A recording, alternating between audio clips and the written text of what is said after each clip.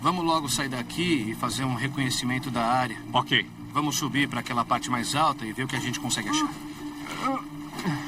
Quanto mais tempo você fica num lugar mais gelado, mais o seu corpo fica suscetível à hipotermia e ao congelamento.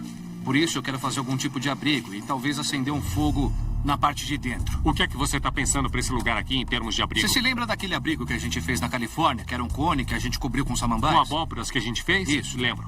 A gente pode fazer um abrigo de abóbora aqui mesmo, usando essa turfa, esse musgo e as bagas para cobrir. E se você achar folhas grandes, eu posso cortar a tenda e a gente monta, arruma tudo e depois cobre.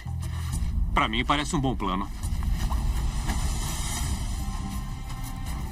O que eu estou procurando é uma espécie de broto flexível. O tamanho é o mais importante, não a espécie. Você pode ver que esse é bem reto e bem flexível, então esse é um bom candidato, por isso eu vou pegar.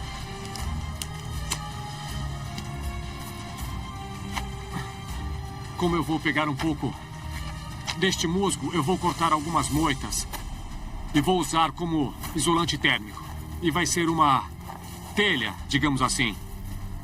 Esse aqui é um ótimo isolante térmico.